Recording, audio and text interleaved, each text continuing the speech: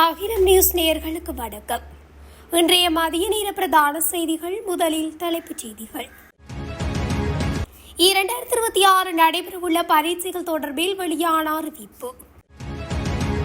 வெளியான பெறுபவர்கள் 8300 மாணவர்களுக்கு 3A சித்திகள். ஈஸ்டர் தாக்குதல் விசாரணை தொடர்பில் அரசாங்கம் வெளியிட்ட தகவல். வட்வரி பதிவுதாரர்களுக்கு வெளியான முக்கிய அறிவிப்பு. இன்று முதல் மின்சார கட்டணம் அதிரடி உயர்வு, வெளியான முழுமையான விவரங்கள். காணொலி ஆதாரத்தால் சிக்கிய முச்சக்கர வண்டி சாகசம், போதையில் 2 இளைஞர்கள் கைது. காலியில் ரயில் பெட்டிகளில் திடீர் தீப்பரவல். இலங்கையில் கைது செய்யப்பட்ட இந்தியர்களுக்கு நீதிமன்றம் பிறப்பித்த உத்தரவு. உயர்தர பரீட்சை பெறுபவர்கள் பல்கலைக்கழகத்திற்கு தெரிவானவர்கள் தொடர்பில் வெளியான தகவல். ரஷ்ய விமானம் விபத்து, 29 பேர் பலி. தொடர்பான விரிவான செய்திகள். 2026 ஆண்டுக்கான புலமை பரிசில் உயர்தர மற்றும் சாதாரணதர பரீட்சைகள் திட்டமிட்ட திகதிகளில் நடைபெறும் என எதிர்பார்க்கப்படுவதாக பரீட்சைகள் ஆணையாளர் நாயகம் AKS இந்திகா குமாரி லியனுக்கே தெரிவித்துள்ளார். நேற்று வெளியான உயர்தர பரீட்சை பெறுபவர்கள் தொடர்பான ஊடக சந்திப்பில் பங்கேற்ற போது அவர் இதனை குறிப்பிட்டுள்ளார். 2026 ஆண்டுக்கான பரீட்சைகள் கடந்த ஆண்டு செப்டம்பர் மாதம் அறிவிக்கப்பட்டதாகவும் அதன்படி மாணவர்கள் உரிய திகதிகளின்படி தங்கள் படிப்பை மேற்கொள்ளுமாறு கேட்டுக் கொள்ளப்படுவதாகவும் அவர் கூறியுள்ளார். கடந்த காலங்களில் சில காரணங்களால் பரீட்சை திகதிகளில் மாற்றம் ஏற்பட்டதால் மாணவர்கள் பெரும் சிரமங்களை சந்தித்து வருவதாகவும், எனவே இந்த ஆண்டு அறிவிக்கப்பட்ட திகதிகளில் பரீட்சைகள் நடைபெறும் என எதிர்பார்க்கப்படுவதாக பரீட்சைகள் ஆணையாளர் நாயகம் வலியுறுத்தியுள்ளார். இந்த நிலையில் 2025 ஆண்டுக்கான சாதாரணதர பரீட்சையின் செய்முறை பரீட்சைகளின் மதிப்பீடுகள் ஏப்ரல் 22 முதல் 30 வரை நடைபெறும் என்றும், அதன் முதல் கட்ட மதிப்பீடு நிறைவடைந்துள்ளதாகவும், 2ஆம் கட்ட மதிப்பீடு இன்று தொடங்கும் என்றும், மதிப்பீட்டின் 3ஆம் கட்டம் ஏப்ரல் 30 முதல் நடத்தப்படும் என்று அவர் தெரிவித்துள்ளார். அதன்படி 2026 ஆண்டுக்கான தரம் 5 புலமை பரிசில் பரீட்சை ஆகஸ்ட் 9ஆம் தேதியும், உயர்தர பரீட்சை ஆகஸ்ட் 10ஆம் தேதியும், சாதாரண பரீட்சை டிசம்பர் 8ஆம் தேதியும் நடத்த திட்டமிடப்பட்டுள்ளது. 2025 கல்வி பொது தராதர உயர்தர பரீட்சை பெறுபவர்களின்படி 8300 பரீட்சார்த்திகள் 3A சித்தியை பெற்றுள்ளனர். குறித்த விடயத்தை பரீட்சைகள் ஆணையாளர் நாயகம் AKS இந்திகா குமாரி லியனுக்கே தெரிவித்துள்ளார்.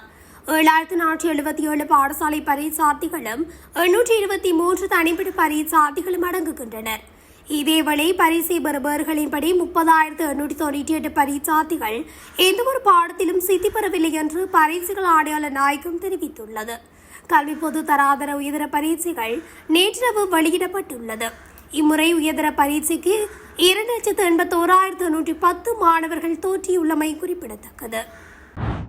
ஈஸ்டர் தாக்குதல்கள் தொடர்பான விசாரணைகள் சரியான திசையில் சென்று கொண்டிருக்கும் போது சில தனி நபர்களும் குழுக்களும் அதிருப்தி அடைவது ஆச்சரியமில்லை என்று அமைச்சர் நலிந்த ஜெயதிச தெரிவித்துள்ளார்.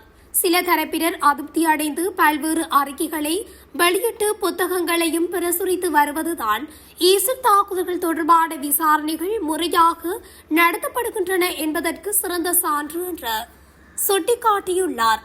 குற்றப்புலனாய்வு திணைக்களத்தினால் கூட கண்டறியப்படாத தகவல் யாருமாவது இருந்தால் சட்டத்தை மதிக்கும் ஒரு குடிமகனின் கடமை அந்த தகவலை சம்பந்தப்பட்ட புலனாய்வு அமைப்புகளுக்கு வழங்குவதே ஆகும் என்று அமைச்சர் வலியுறுத்தியுள்ளார். ஈஸ்டர் தாக்குதல்களின் சூத்திரதாரியை கண்டறிதல் என்ற தலைப்பில் முன்னாள் அமைச்சர் உதய கமன்பில நேற்று புத்தகம் ஒன்றை வெளியிட்டிருந்த நிலையில் அமைச்சர் நலிந்தவின் மேற்படி கருத்துக்கள் வெளியாகியுள்ளமை குறிப்பிடத்தக்கது. அனைத்து வட்வரி பதிவுதாரர்களும் பின்பற்ற வேண்டிய புதிய வரிப்பட்டியல் வடிவம் மற்றும் அதன் விவரங்கள் தொடர்பான நடைமுறைப்படுத்தல் நிகதியில் மாற்றம் செய்யப்பட்டுள்ளது. குறித்த விடயத்தை உள்நாட்டு இறைவரி ஆணையாளர் நாயகம் அறிவித்துள்ளார். 2025 ஆண்டு நவம்பர் மாதம் 17ஆம் தேதி இடப்பட்ட 2463 5ஆம் இலக்க விசேட வர்த்தமானி அறிவித்தலின்படி புதிய வரிப்பட்டியல் நடைமுறைகள் 2026 ஏப்ரல் 1ஆம் தேதி முதல் நடைமுறைக்கு வரவிருந்தது. இருப்பினும் தற்போது இந்த திகதி 2026 ஜூலை 1ஆம் தேதி வரை நீடிக்கப்பட்டுள்ளது.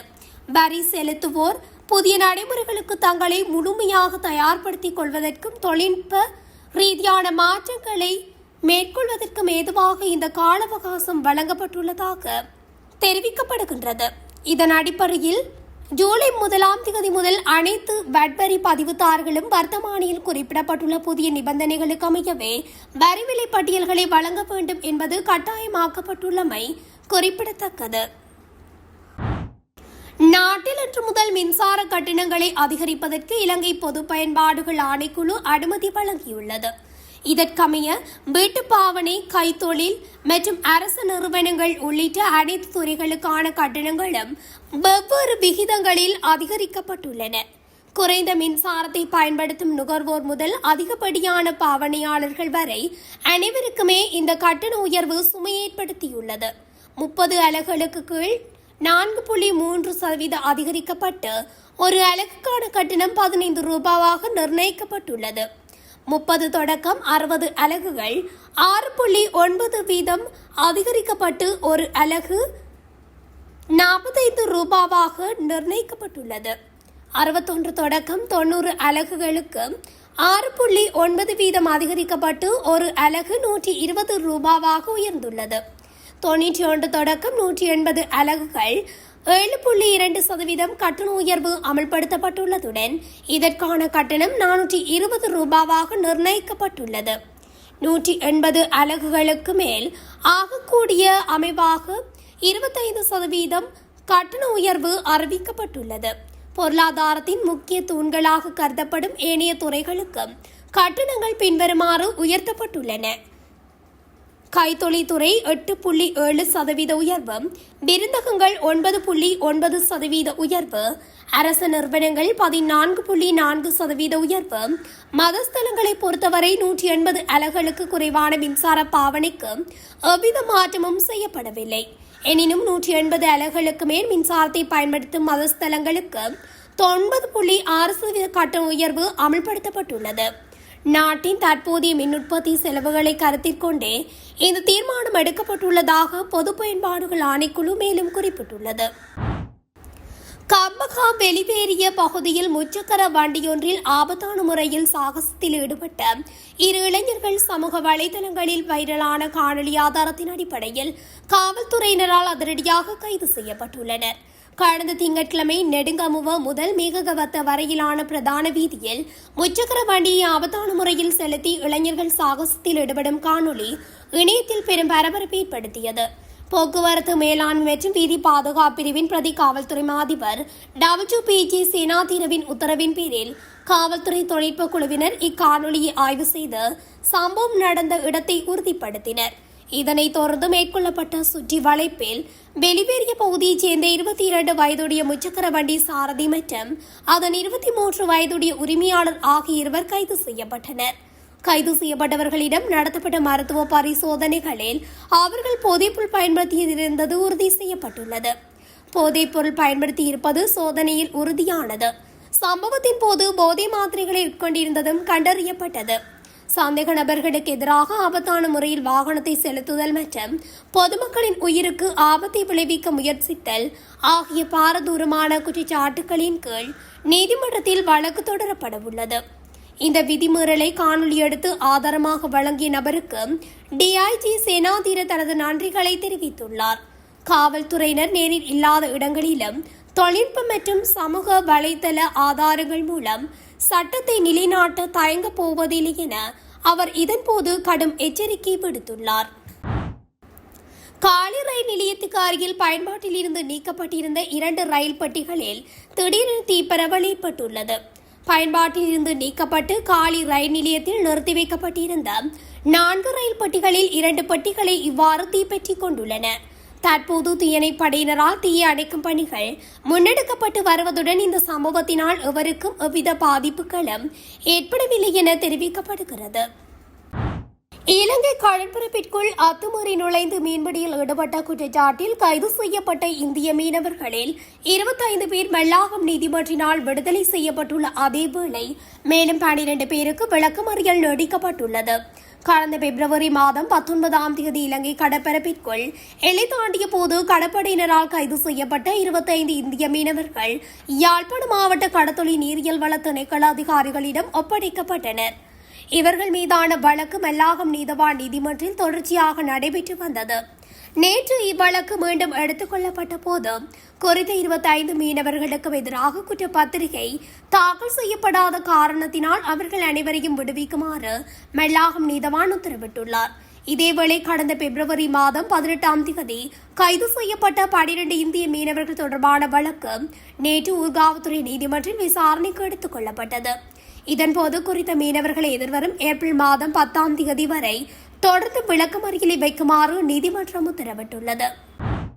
2025ஆம் ஆண்டுக்கான கல்வி பொது தராதர உயர்தர பரீட்சை பெறுபவர்கள் நேற்று நள்ளிரவு வெளியாகியிருந்த நிலையில் பல்கலைக்கழகத்திற்கு விண்ணப்பிக்க தகுதி பெற்றவர்கள் தொடர்பில் தகவல் வெளியாகியுள்ளது. இதன்படி வெளியாகியுள்ள பெறுபவர்களின் அடிப்படையில் 1,76,527 மாணவர்கள் பல்கலைக்கழகத்திற்கு விண்ணப்பிக்க தகுதி பெற்றுள்ளனர். மேலும் 11 மாணவர்களின் பெறுபவர்கள் இடைநிறுத்தி வைக்கப்பட்டுள்ளதாக பரீட்சைகள் திணைக்களம் அறிவித்துள்ளது. அத்துடன் வெளியாகியுள்ள பெறுபவர்கள் தொடர்பில் மீள்திருத்தம் செய்ய விரும்புபவர்கள் ஏப்ரல் மாதம் 6ஆம் தேதி முதல் 22ஆம் தேதி வரை விண்ணப்பிக்க முடியும் என்று அறிவிக்கப்பட்டுள்ளது. குறித்த மீள்திருத்த விண்ணப்பங்கள் இணைய வழியின் ஊடாக சமர்ப்பிக்கப்பட வேண்டும். ரஷ்ய ராணுவ விமானம் ஒன்று விபத்துக்குள்ளானதில் 29 பேர் உயிரிழந்துள்ளனர். கிரிமியா தீபகற்பத்துக்கு மேலாக பறந்து கொண்டிருந்த போது ரஷ்ய ராணுவத்தின் AN-26 ரக விமானம் இவ்வாறு விபத்துக்குள்ளானது. விமானத்தில் ஏற்பட்ட தொழில்நுட்ப கோளாறு இந்த விபத்துக்கு காரணம் என்று தெரிவிக்கப்படுகிறது. உயிரிழந்தவர்களில் 6 விமான பணியாளர்கள் உள்ளடக்குகின்றனர். அந்நாட்டு நேரப்படி நேற்று மாலை சுமார் 6 மணியளவில் இந்த விபத்து நிகழ்ந்ததாக ரஷ்ய பாதுகாப்பு அமைச்சகம் உறுதிப்படுத்தியுள்ளது. இத்துடன் அகிலம் நியூஸின் இன்றைய மதிய நேர பிரதான செய்திகள் நிறைவடைகின்றன. தொடர்ச்சியாக செய்திகளை அறிந்து கொள்ள அகிலம் நியூஸ் ஊடகத்துடன் இணைந்திருங்கள். நன்றி, வணக்கம். அகிலம் மாற்றத்திற்கான மக்கள் குரல். இந்த வீடியோ பிடிச்சிருந்தா லைக் பண்ணுங்க, கமெண்ட் பண்ணுங்க, ஷேர் பண்ணுங்க. மறக்காம கீழே இருக்க பெல் ஐகானை கிளிக் பண்ணுங்க.